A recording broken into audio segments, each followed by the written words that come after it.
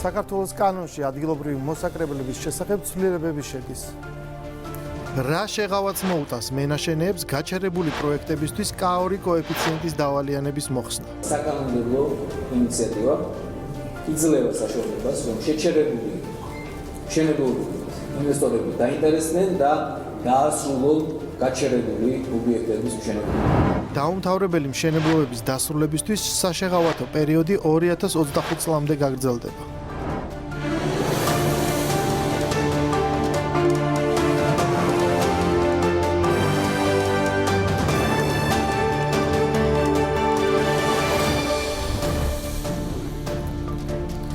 საქართველოს პარლამენტის წევრებმა მერაბ ქვარაიამ და გოგა გულურდავამ დაარეგისტრირეს კანონპროექტი, რომლის შესახებაც დღეს გამართულ ბრიფინგზე პარლამენტის რეგიონული პოლიტიკისა და თვითმმართველობის კომიტეტის თავმჯდომარემ ზაზა გაბუნიამ ისაუბრა. კანონპროექტი ითვალისწინებს ადგილობრივი მოსაკრებლების შესახებ საქართველოს კანონში ცვლილების შეტანას, რომლის მიხედვითაც სპეციალური ზონალური შეთანხმების გაცემისთვის გათვალისწინებული მოსაკრებლის გადახდისგან გათავისუფლდება ის სამშენებლო ობიექტები, რომლებიც ატარებენ დაუმთავრებელი მშენებლობების სტატუსს. ამასთანავე მათი დასრულება 2025 წლის 1 იანვრამდე უნდა მოხდეს. მარტივად რომ ვთქვათ, წლების წინ მომატებული კოეფიციენტით დაწყებული მშენებლობები, რომელთა დასრულებაც ვერ შეძლო ინვესტორმა და ვერც მოსაკრებელი გადაიხადა, რამაც არაერთი დაზარალებული გააჩინა ქვეყანაში, დარიცხული მოსაკრებლის გაუქმებით მიიღებს კიდევ ერთ შანსს, რათა მათ მოახერხონ და შეძლონ ვალდებულების შესრულება. მიუხედავად იმისა, რომ მერიის ახალი პოლიტიკით აკრძალულია კოეფიციენტების მომატება და თბილისში სიტუაცია ამ მხრივ შეუდარებლად გამოსწორდა, კვლავ პრობლემად რჩება გაყინული მშენებლობები და დაუკმაყოფილებელი მენაშენეები. სამშენებლო სექტორში არნახულმა განუკითხაობამ ქალაქის მერიაში გიგი უგულავას მერად მუშაობის პერიოდში დაისადგურა. სწორედ მას უნდა უმადლოდ თბილისის დამახინჯებულ იერსახეს და საშვიდიშვილო მომსპარ ურბანულ ქსოვილს. თუმცა პასუხისმგებლობა ქალაქის დახრჩობაზე უგულავას ვერ დაეკისრება, რადგან თავის დროზე მათ შეძლეს და დეველოპერულ საჭიროებებს მოარგეს ჯერ კანონი, შემდეგ კი მისგან გამომდინარე გადაწყვეტილებები. K2 კოეფიციენტი განსაზღვრავს ქალაქის ნებისმიერი ზონისთვის მშენებლობის მაქსიმალურ სიმაღლეს. ეს შეზღუდვა იცავს ქალაქს გადატვირთვისაგან და დამახინჯებისაგან.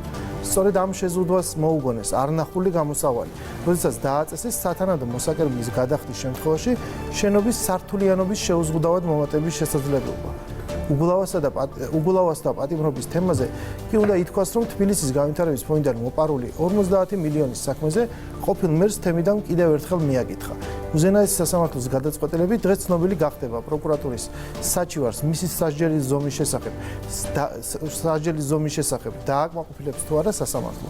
შესაბამისად მოუწევს თუ არა საქალაქო სასამართლოს მიერ გამტყუნებულ ყოფილ მერს ციხეში კიდევ ერთხელ დაბრუნება.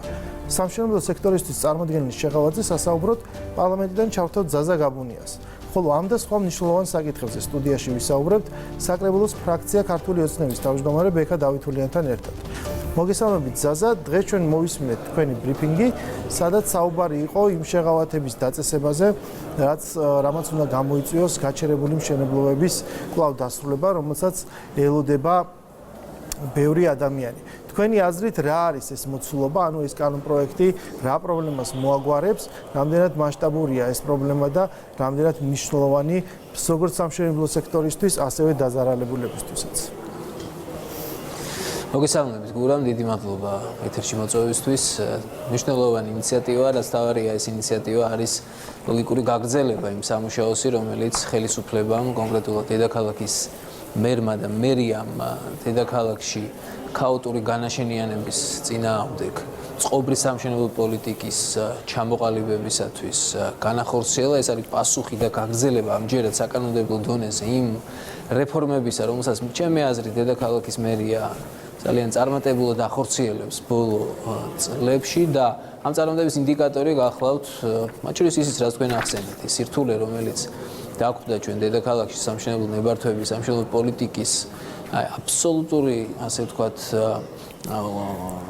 არათანმიმდევრულობის, გაუაზრებლობის, დაუსაბუთებლობის, ანუ ყველა ნებისმიერი სინონიმი შეიძლება გაგახსენდეს, როდესაც ვლაპარაკობ წარსულის თბილისზე და იმაზე თუ როგორ ხდებოდა ამ პოტენციალის ვიწრო პოლიტიკური კლანის მიერ კონკრეტული ამოცანების სრულყოფისათვის გამოყენება. ხო და მივიღეთ ის შედეგი, რაც მივიღეთ, ის იერსახე, რაც ახლა არის და რაშიც ჩანს თბილისის მერის ძველი წინა ხელისუფლების მენეჯმენტის სახეები ჩანს აი დაუსრულებელ შენობებში ხო ადამიანებისა რომელთაც გადაწყვიტეს რომ ხელი უნდა მოეთფოთ აი ამ რესურსის და შესაძლებლობით. ისინი ამას განიხილავდნენ როგორც რესურსს და სამწუხაროდ ჩვენ შედეგის სახით მივიღეთ ის რომ დედაქალაქი უბრალოდ დამახინჯებულია ამ მშენებლობების შედეგად და ის რომ ამ მოკლე ხანში კახი კალაძის და ახალი თბილისის მერიის ახალი მენეჯმენტის პირობებში ხერხდება ამ პოლიტიკის შეუქცევა და განხორციელება და ლოგიკა ჩანს რაც თავარია ამაში და მათ შორის ახლა პარლამენტმა გადაწყვიტა რომ ამ პოლიტიკას განსაკუთრებული ძალა მისცეს და მხარდაჭერა გამოუცხადოს ადგილობრივი მოსახლეობის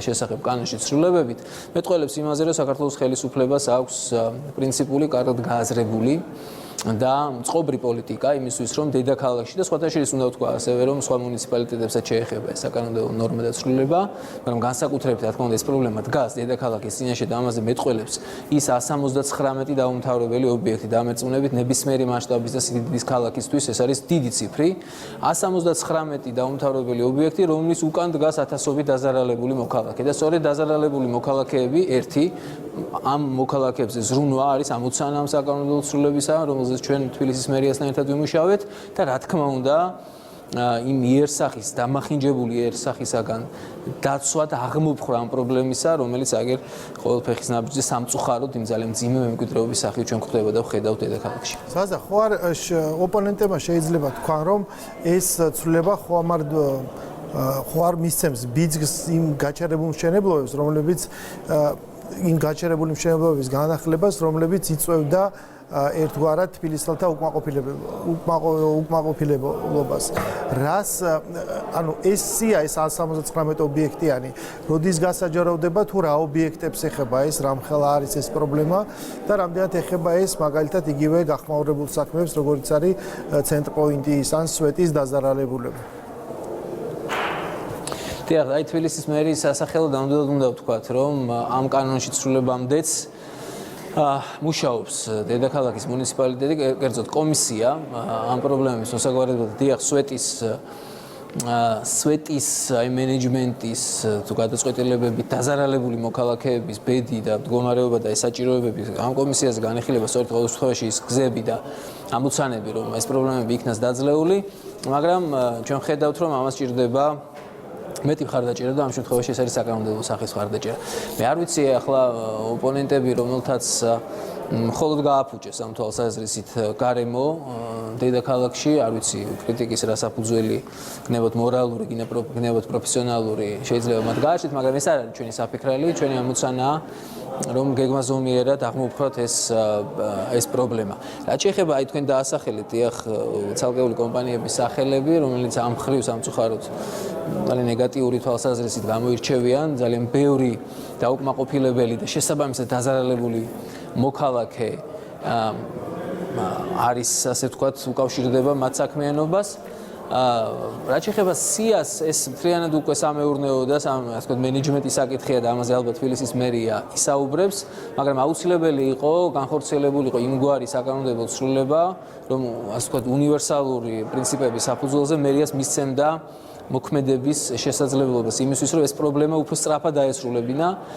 ეს ადამიანები, რომელთაც გადაიხადეს საკუთარი ფული იმისთვის, რომ მიიღოთ საკუთრებაში საცხოვრებელი და ისინი დარჩნენ მოტყუებულები ცალკეული სამშენებლო კომპანიების მხრიდან, პასუხისმგებლობა სახელმწიფო და მუნიციპალიტეტი სოლიდარული არის ამ მოქალაქეების მიმართ და იღებს მათ წინაშე და იღებს მე ვფიქრობ ყველაზე უფრო ოპტიმალური გზით ამ ის რესურსები, ის ინსტრუმენტები, რომელიც სახელმწიფოს ხელშია თავმოყრილი, ამ ინსტრუმენტების გამოყენება და მიმართვა ხდება ჩვენი მოქალაქეების ინტერესებისათვის. ეს არის ყველაზე მთავარი, მხოლოდ ასე შეიძლება იქნას გაგებული ეს კანონპროექტი. ჩვენ უკვე მიმდინარე კვირაში დავიწყებთ განხილვას, ჩემი კომიტეტი იქნება წამყვანი კომიტეტი და ბუნებრივია ჩვენ გეგმავთ რომ იმ ვადებში, რომელიც გვაქვს მოცემული პარლამენტის ბიუროს მხრიდან, დავასრულოთ ეს პროცესი და მერიას მივცეთ შესაძლებლობა და რაც თავარია მოქალაქეებს მივცეთ შესაძლებლობა რომ ისარგებლონ ამ შესაძლებლობით სახელმწიფოს ამ ასე ვთქვათ პოლიტიკით, ხარდაჭერის პოლიტიკით და მიიღონ საკუთრება, რომელიც დღეს მხოლოდ ფურცელზე აქვს და ისინი ელიან, ყოველდღიურად ელიან, რომ ისინი შეძლებენ გამოიყენონ, ასე ვთქვათ, ის ბინები, რომელშიც კიდევ ერთხელ საკუთარი თანხა აქვს გადახდილი და სამწუხაროდ არ ქონდათ შესაძლებლობა, აქამდე არ აქვს შესაძლებლობა იცხოვრონ. სიას მე ვიცნობ, ასეთი ასე ვთქვათ, სავარაუდო ობიექტებისა ბუნებრივია, მე ციფრიც მოგახსენეთ ამაზე, მაგრამ ეს უკვე არის სამუშაო პროცესი, რომელსაც წარწმუნებული ვარ, წარმატებით არ უძღვება დედაქალაქის მერია. დიდი მადლობა ზაზა ჩართვისთვის. ჩვენ გადავინახეთ სტუდიაში. ბექა დავითოლიანია ჩვენი სტუმარი. ბექა, ინტერნეტში ძალიან ბევრი მასალა არის იმასთან დაკავშირებით, აი ამ გაჩერებულ მშენებლობებთან დაკავშირებით. ერთ-ერთი რიცხვი არის 507 გაჩერებული პროექტი, ამას აცხადებდა მარიამ საბიაშვილი, ადვოკატთა ასოციაციის წევრი. ზაზა საუბრობდა 179 ობიექტზე. საბოლოო ჯამში აი არის თუ არა განსაზღვრული და დანახული ის მასშტაბი, რამდენ ადამიანს ეხება აი ამ საკითხის მოგვარება და რა მასშტაბისაა მთლიანად პრობლემა. მოგესალმებით, მივესალმები მაყურებლებს. პირველ რიგში მანდ განსაზღვროთ რაღაცები. ქაოტური განაშენიანება ამ ქალაქისთვის რომ მნიშვნელოვანი პრობლემა იყო, ეს ჩანდა ყველა კვლევით და წინასაარჩევნოდ ჩვენ შევპირდით მოსახლეობას, რომ ქაოტური განაშენიანების შეზღუდვისთვის და ქალაქის იერსახის მოწესრიგებისთვის ჩვენ მნიშვნელოვან ნაბიჯებს გადავდგამდით. მნიშვნელოვანი ნაბიჯები გადაიდგა და მთლიანად აიკრძალა კოეფიციენტების გაყიდვის მავნე პრაქტიკა, რასაც თქვენ ისაუბრეთ გადაცემის პირველ ნაწილში. და რეალურად ამ პრაქტიკამ მართლა დაგვიმახინჯა ქალაქი და ინტენსივობა ისეა გადატვირთული გარკვეული უბნები, რომ იქ ფაქტიურად გამოუსწორებელი შეცდომებია დაშვებული. ამიტომ ჩვენ ავგრძალებთ მთლიანად ეს გაყიდვის პრაქტიკა და დავუშვით მხოლოდ 4 გამონაკლისი, რომლითაც შეიძლება რაღაც შემთხვევებში გადამეტებას კონდეს ადგილი. ეს 4 გამონაკლისი ეხება ავარიულ შენობებს, როდესაც მათი ჩანაცვლება მიმდინარეობს, ეხება დაუსრულებელ მშენებლობებს, რაზეც ახლა ვსაუბრობთ, ეხება ასევე განსაკუთრებული სახელმწიფოებრივი მნიშვნელობის მქონე ობიექტებს და ასე შემდეგ. აქედან გამომდინარე, ეს ჩვენ პრინციპში რამდენიმე თვის წინ უკვე ერთის მხრივ გათვალისწინებული ქონდა, რომ შეიძლება გადამეტება მოხდეს იმისთვის, რომ მოხდეს დაუსრულებელი მშენებლობების დასრულება. ეხლა დადგა ესეთი ალტერნატივა. 179 შენობაა ქალაქში, რომელსაც დაუსრულებელი მშენებლობა შეგიძლია საიზე ნახი განსაზღვრებაც არსებობს, თუ რომელი ობიექტი მიიჩნევა დაუმთავრებელ მშენებლობად. ეს არის ობიექტი, რომელზეც მშენებლობის ნებართვა გაცემული იყო 2013 წლის 1 იანვრამდე და სადაც ნაწარმოებია სამშენებლო სამუშაოები და იქაც არის ჩამონათვალი თუ რა დოკუმენტაცია უნდა არის კრიტერიუმები, რომლის მიხედვითაც საშუალოდ 179 შენობაა ესეთი. ამ სტატუსს, რომელიც მოიპოვებს. აქედან გამომდინარე, ამ 179 შენობის უკან დგას მინიმუმ 30 ოჯახი თითო კორპუსზე, ყველაზე ცოტას გეუბნებით და ამ ადამიანებს გადახდილი აქვთ თანხები როგორც წესი და არ აქვთ მიღებული საკუთარი ბინები. ეს გადაწყვეტილება და ინიცირება, რომ კანონპროექტი ინიცირებული ხელს შეგვიწყობს იმაში, რომ ვიპოვოთ ჩვენს და მათაც მშენებლობის პატრონებმა ან ამხანაგობებმა იპოვონ ინვესტორები და ეკონომიკა დაუსვან ისეთი ამ ინვესტორებს, რომ მათ უღირდეთ ამ მშენებლობებისთვის ხელის მოკიდება. იმიტომ რომ დღეს, როდესაც ინვესტორი მოდის და ხედავს, რომ ამ პირველ მშენებელს, რომელმაც ვერ შეასრულა საკუთარი ვალდებულება, უკვე მოთხოვნილი აქვს სიტყვაზე კოეფიციენტი და უნდა 15 წარსულიანი კორპუსის მშენებლობა და 15-დან აშენებული აქვს სიტყვაზე 11, მაგრამ ის თანხა გაფლანგული აქვს და ვეღარ აუდის, ვეღარ დაასრულებს იმას, ამ ვალდებულებიანად რომ იყიდოს ახლა დეველოპერმა, ან მშენებელმა კომპანიამ, მასაც აღარ უყირს რომ დაასრულოს, თუ ზევიდან არ დააშენა კიდე რაღაც. ჩვენ რო გვეთქვა რომ მოდით ახლა კოეფიციენტი გადაამეტეთ, ოღონდ მოსაკრებელი გადაიხადეთ, გამოვიდოდა რომ პირობითად 15 წარსულიანი შენობის ადგილას უნდა ყოფილიყო 25 წარსულიანი და ეს კიდევ უარეს მდგომარეობაში ჩააგდებდა ამ ქალაქს. შესაბამისად, ერთის მხრივ ბუხსნით შეღავაც უკეთებთ, მოსაკრებელს აღარ ვახტევინებთ, აღარ გადავახტევინებთ თუ ეს კანონპროექტი გავიდა ინვესტორს, რომელიც მიდის ასეთ ტიპის გაჩერებულ მშენებლობაზე და ეს იქნება ერთგვარი რეინვესტირების შესაძლებლობა იქნება იმ თანხის, რომელიც მოსაკრებელში უნდა გაეშვა. ეს მოსაკრებელი არის იმხელა ტვირთი, რომ მისი მოხსნა რეალურად სერიოზული შეღავათი არის. მნიშვნელოვანი ფაქტორია. ნახეთ, სიტყვაზე თუ 10 სართული იქნებოდა გადასამეტებელი კოეფიციენტით, გადაამეტებს 4-5. დაახლოებით ესე შეგვიძლია მარტივენაზე განვმართოთ.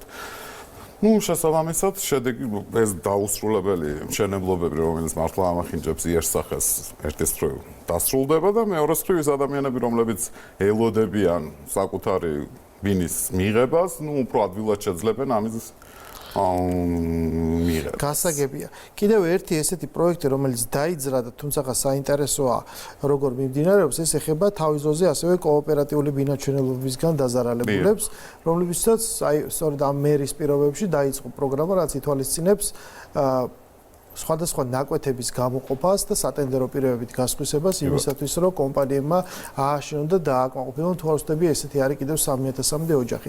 ეს პროგრამა რა ტემპით მიმდინარეობს და რა ვადებშია შესაძლებელი, რომ უფრო სწრაფი ტემპით წარუმატოს. ეს პროგრამა დამოკიდებულია მათ შორის ამ კოოპერატივებში, კოოპერატივის წევრი ადამიანების მორიგებაზე, ხო? მაგალითად 3000 ადამიანების მიმართაც ვალდებულება ამ ტიპის არსებობს სახელმწიფოს მიერ ნაღიარები ოჯახი ბოდიში. ამ 3000 ოჯახიდან გარკვეულ ნაწილს მაგალითად ეხლა ინტენსიფიკაციის ქუჩაზე გამოეყო ნაკვეთი და ეხლა მიდის დეველოპერებთან მოლაპარაკება, რომელიც შეასრულებს. ამაში თვითონ ეს კოოპერატივები არიან ჩართული და ისინი მონაწილეობენ ამ დეველოპერის შერჩევაში მათ შორის. მიღწეულია ერთგან შეთანხმება და იმედი მაქვს, რომ სადღაც უკვე დაიწყო. ერთი პროექტი უკვე დაწყებულია და დანარჩენებზეც მუშაობენ. ამ ერთი პროექტის ფარგლებში თუ არ ვცდები, თუ არ მეშლება 36 მოკლედ დაახლოებით 4-10 ოჯახი დაკმაყოფილდება მინიმუმ. და გაგრძელდება ესე. ქალაქს აწუხებს არა მხოლოდ ესე ვთქვათ ეს დაუსრულებელი მშენებლობები, რომელიც სხვადასხვა პრობლემისგან არის განპირობებული, ასევე უკანონო მშენებლობებიც უკვე გახშირდა ფაქტები, როდესაც თბილისის სხვადასხვა რაღაცა ტერიტორიაზე ხდება უნდებართოდ სხვადასხვა მოსახლეები იჭრებიან, აშენებენ პატარა სახლს, ან კედლები ამოყავთ ყოველ შემდეგ და მე ცდილობენ რომ ის დაიკანონო. ერთი არის ეს საკითხი, აი ამას რამდენად ეფექტურად ებრძვის ხელისუფლება, იმიტომ რომ ესეთი დასახლეების შემდეგ ისევ ქალაქს აწვევა ტვირთად, იმიტომ რომ უკვე იზრდება მოთხოვნილება, იქ არ არის არც განაშენიანების გეგმა, არც აუცილებელი ინფრასტრუქტურა და ადამიანები ესე იკანონებენ ერთის მხრივ და მეორეს მხრივ თუ შეიძლება რომ ვიფიქროთ საერთოდ პირით სამშენებლო სექტორში უფრო მეტ რეგულაციაზე რა კუთხით. ნელ-ნელა სხვადასხვა ქვეყნებში უკვე იღებენ იმ კანონს და წესს, რომ არ შეიძლება ეს ვთქვათ ჰაერის გაყიდვა რა, ანუ ჯერ უნდა დასრულდეს მშენებლობა და არის მაქსიმუმ 20%, რაც შეიძლება წინასწარ ავანსის სახით ადამიანმა გადაიხადოს და ექსპლუატაციაში მიღების შემდეგ ხდება ხოლმე უკვე გაყიდვა და დიდი ტვირთი მშენებლობის მოდის უკვე ბანკებზე. ხო არ ფიქრობთ ამ მიმართულებით და ასევე რაც პირველ ნაწილში ვიკითხე, როგორ რაიშველება აი ამ პროცესს, როცა უკანონოდ ხდება ნაკვეთი. ორი სხვადასხვა ტიპის შეკითხვა დამისვით. ერთი პირველ რიგში არის ის, რაც დღესაც ვიხილეთ, ხო, იყო ეს პრობლემა, რომ ამ ბოლო დროს გახშირდა სხვადასხვა ბოლო წელიწად ნახევარია, ძალიან ინტენსიურად მიდის. დაინახავენ სახელმწიფო ქონებას, რაღაც ჯგუფი ახლა შეიძლება სოციალურად შეჭირვებული, ზოგი შეიძლება არც მიდის და მანამდე სანამ სახელმწიფო რეაგირებას მოახდენს, ერთ სართულიანი სახლები ხდება 2 დღეში, 3 დღეში აშენებული. მაგალითად ახლა ეს ავჭალა იყო და მე მახსოვს ვარკეთილში რაღაც ტყის გაშენება მიდიოდა, იქაური მაჟორიტარი აშენებდა ჩვენ საკრებულოს. ერთ მისვლაზე როცა მივედით რაღაც დასათვალიერებლად ამ ტერიტორიის საკმაოდ მოშორებით იყო ეს დაწყებული პროცესი, უკვე რამდენიმე სახლი იდგა დაახლოებით 100-150 და მეორე მისვლაზე, აი ფაქტიურად ამ ტყის ტერიტორიასთან იყო უკვე მოსული, ეს მოხდა დაახლოებით 2 თვის ინტერვალში. შესაბამისად ეს რა თქმა უნდა დასარეგულირებელია, იმიტომ რომ ერთია რომ ადამიანს გავიგეთ, რომ სოციალურად შეიძლება უჭირს და აშენებს, მაგრამ არის სახელმწიფოს ტერიტორია, მოდის უცბად სრულიად მოულოდნელად ვიღაცა აშენებს უკანონოდ სახლს, იმას არ აქვს გაზი, არ აქვს დენი, არ აქვს წყალი, არაფერი არ აქვს. დგავს, მე დენი უნდა შეიყვანო, წყალი უნდა შეიყვანო, ასე შემდეგ.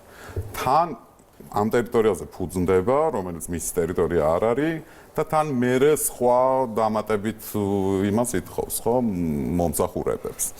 თუმცა სოციალური სტატუსის მქონე ადამიანებს შესაბამისად გამგეობები თბილისის ქირაობენ ვინებს და გაყავთ სოციალური სტატუსი სოციალურად დაუცველი პირი ისინი ვერ შეძლებენ მაგას განმარტო. ამიტომ იქ ალბათ ახლა ეს იქნება ძირითადი რომ აი სოციალურად შეჭრილობულ ადამიანებს რაღაცა სახლებს უნგრევენ, მაგრამ რეალურად იქ სოციალურად შეჭრილობული ადამიანები მარტო არ არიან ადამიანები, რომლებსაც სხვაგანაც გააჩნიათ ქონება.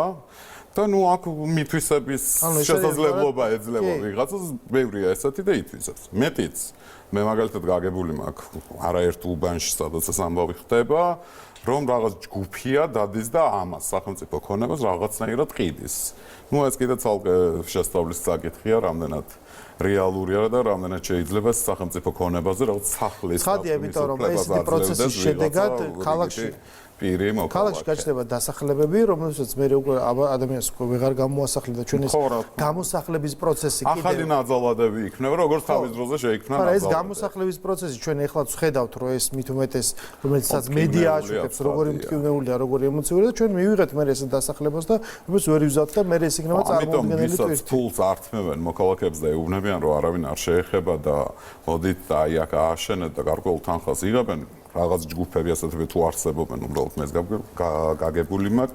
მინდა ყველა მოქალაქე გავაფრთხილო და უთხრა, რომ ეს არის ტყუილი, ეს არის უკანონო მშენებლობა და ამის გაკეთება არ შეიძლება და ტყუილად ხარჩინო გადავარდებიან და მოაშენებენ. არსებობს გარკვეული პასუხისმგებლობა, რასთანაც გვაქვს ადგილი, მაგრამ ეხლა ვისაუბროთ უკვე მერიის შესახებ, საკრებულო მერიის სხვა ფუნქციასთან ერთად არის მაკონტროლებელი ორგანო, ასევე მაკონტროლებელი აუდიტის სამსახური, რომელსაც გამოაქვეყნა დასკვნა და იქ არის რამდენიმე ესეთი ყველაზე თვალის მომჭრელი თემა, რამაც მიიქცია ყურადღება. ერთი ეხებოდა მეტროს ბარათების არასწორ გამოყენებას და ამით წარმოქმნილ ზარალს და საუბარი იყო კიდევ ვარკეთილის მეტროს რეაბილიტაციის შესახებ პროცესში რაღაც გარკვეულ დარღვევებზე და აგრეთვე მეტროს ვაგონებთან დაკავშირებითაც იყო კითხვები.